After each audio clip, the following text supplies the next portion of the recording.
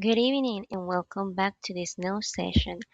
My name is Daniel Bea and I'm an English trainer for Sumner University in the English Academy. For today's session, we're going to be giving you listening tips to improve your listening. For today's agenda, we have focus on keywords, using prior knowledge, practice active listening, and train with various accents. So let's start. For the first tip, we have focus on keywords. This technique is about prioritizing meaning over perfection. When you listen to your native language, you don't actually process every single syllable. Your brain filters for the most important information. In language learning, trying to translate and, with, or is creates a mental bottleneck. By focusing on nouns and verbs, you reduce the cognitive load in your brain, allowing you to follow a fast conversation without getting overwhelmed by the small connecting words. Now we have using prior knowledge, also known as contextual guessing. This technique uses what you already know about the world to fill in the gaps of what you don't know about the language.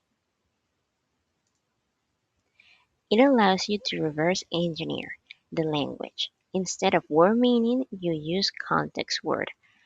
This makes new vocabulary much easier to memorize because it is attached to a real word concept. If you're watching a sunny weather report and see a picture of a sun, you don't need to know the words for sunny to understand the message.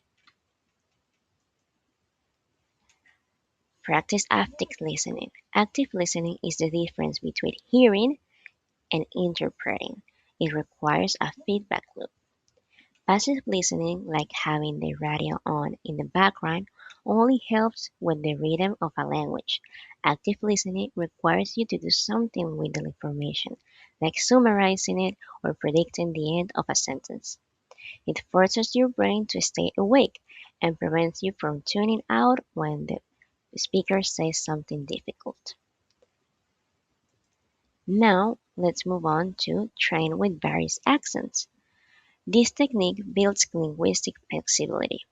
Every speaker has a different filter, intonation, speed, regional slang. If you only listen to one specific person, like a teacher or a textbook narrator, your brain becomes locked to that one frequency. By exposing yourself to different accents, you learn to identify the core sounds of a word regardless of how it's been bent by a speaker's regional style. It prepares you for the messy reality of how people actually speak in the real world. Don't worry, those are common challenges. Listening comprehension can be difficult for a second language learner due to accents, fast speech, and unfamiliar vocabulary. Improving these skills is crucial for effective communication and overall language proficiency.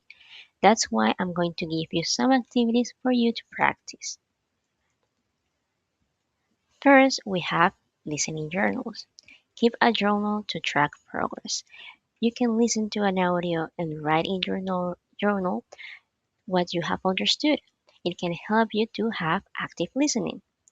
Comprehension questions. Answer questions to assess your understanding. In the internet, you can find a lot of activities with listening, and that way you can practice and also answer the questions that the listening has. Last, number three, group discussions. Talking with people can also help you a lot with understanding and listening what you are hearing. So, discuss topics to enhance engagement. That way, you can also get used to other accents besides yours and your teacher. So, that would be it. Thank you for listening. Now you know how to improve your listening despite everything. So, see you next time. Bye bye.